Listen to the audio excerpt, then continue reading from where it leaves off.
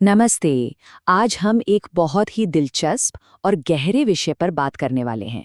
देखिए, जीवन में जब मुश्किलें आती हैं या कोई व्यक्तिगत संघर्ष हावी होने लगता है तो इंसान अक्सर बेबस महसूस करता है ना? ऐसे में हमारा मन स्वाभाविक रूप से आस्था और विश्वास की तरफ मुड़ता है। इसी बात को ध्यान में रखते हुए आज हम शत्रुनाशक हनुमान मंत्र से जुड़ी स्रोत सामग्री का एक निष्पक्ष विश्लेषण करेंगे। हम देखेंगे कि इस मंत्र को कैसे प्रस्तुत किया गया है और इसके पीछे की असल मान्यताएं क्या हैं। तो चलिए, बिना किसी देरी के इस विषय की गहराइयों में चलते हैं। अब एक सवाल जो अक्सर मन में आता है, जब कोई बिना कारण परेशान करे तो क्या करे? ये सिर्फ एक सवाल नहीं है, ये उस गहरी मानसिक बेबसी को दिखाता है जब किसी को बिना उसकी गलती के निशाना बनाया जाता है।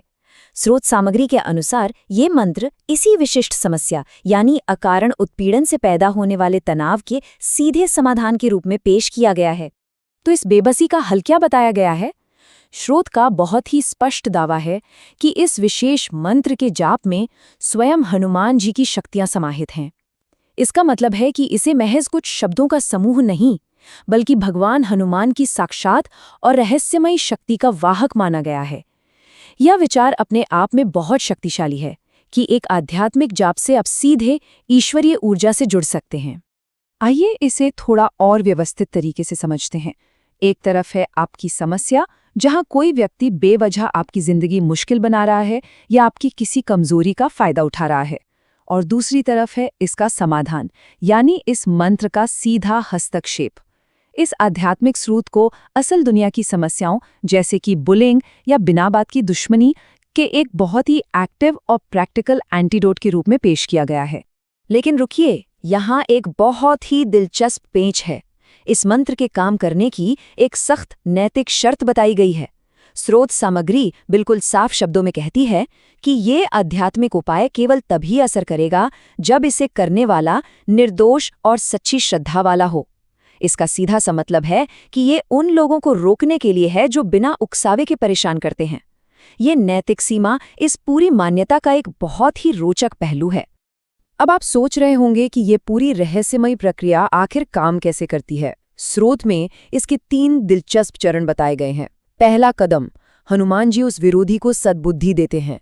अगर वो इंसान सद्बुद्धि पाकर अपनी गलती मान ले, माफी मांग ले और दोस्ती का हाथ बढ़ाए तो बात वहीं खत्म। लेकिन अगर वो फिर भी नहीं सुधरता तो अंततः उसके लिए एक भयानक सजा का प्रावधान बताया गया है। ये दिखाता है कि इसे एक पूरी और व्यवस्थित न्याय प्रणाली की तरह देखा जाता है।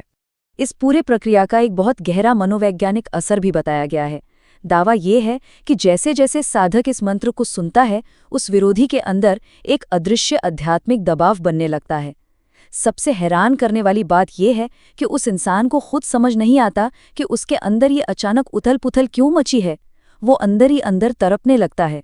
भौतिक दूरी होने के बावजूद एक आध्यात्मिक क्रिया का दूसरे व्यक्ति के मन पर इतना गहरा असर, ये विचार वाकई सोचने पर मजबूर करता है। वैसे इसका मुख्य फोकस तो दुश्मनों से बचाव पर है, लेकिन स्रोत सामग्री कुछ और फायदों का भी जिक्र करती है। ऐसा माना जाता है कि इस मंत्र के प्रभाव से न सिर्फ दुश्मनों से जुड़ी रुकावटें दूर होती हैं, बल्कि धन और समृद्धि के नए रास्ते भी खुलते हैं। यानी इसे सिर्फ आत्मरक्षा का टूल नहीं, बल्कि जीवन में हर तरफ से सुख, शांति और पॉजिटिविटी लाने वाले एक साधन के रूप में देखा गया है। पर हाँ, ये चमत्कारी परिणाम यूं ही नहीं मिल जाते। स्रोत के अनुसार साधक को कुछ बहुत ही सख्त नियमों का पालन करना होता है। सच्ची श्रद्धा रखना, प्रभु श्री राम और हनुमान जी का लगातार ध्यान करना और शत्रुओं से छुटकारे के लिए सक्रिय रूप से प्रार्थना करना बेहद जरूरी है। और सबसे बड़ी बात, इस जाप को बीच में अधूरा छोड़ने की सख्त मनाही है। ये नियम साफ बताते हैं कि ये कोई साधारण उपाय नहीं है। इसके लिए कड़े अनुशासन और पूरे समर्पण की जरूरत होती है। और जब अनुशासन की बात आती है तो 108 का ये अंक बहुत अहम हो जाता है। स्रोत सामग्री इस बात पर खास जोर देती है कि इस मंत्र का पूरा असर तभी होता है जब इसे ठीक 108 बार सुना जाए। भारतीय आध्यात्मिक परंपराओं में आप जानते ही हैं कि इस संख्या का कितना पवित्र महत्व है। यहाँ भी इसे अनुष्ठान को पूरा करने की एक अनिवार्य शर्त माना गया है, जो एकाग्रता और समय के निवेश को दर्शाता है। तो वो मुख्य मंत्र क्या है? स्रोत के अनुसार ये मंत्र हनुमान जी का उनके कई शक्तिशाली और रक्षक रूपों में आवाहन करता है। उन्हें भगवान शिव के रुद्रावतार, श्री राम के परम सेवक और दुष्टों का नाश करने वाले के रूप में पुकारता है। ये शब्द ही वो आधार हैं जो सुरक्षा और शक्ति को जगाने का प्रयास करते हैं, जिसकी हम अब तक चर्चा कर रहे हैं। स्रोत सामग्री के बाकी हिस्से में इन्हीं सटीक शब्दों को एक लय में बार बार दोहराया गया है। इस लगातार चलने वाले ऑडियो लूप का मकसद सिर्फ समय काटना नहीं है।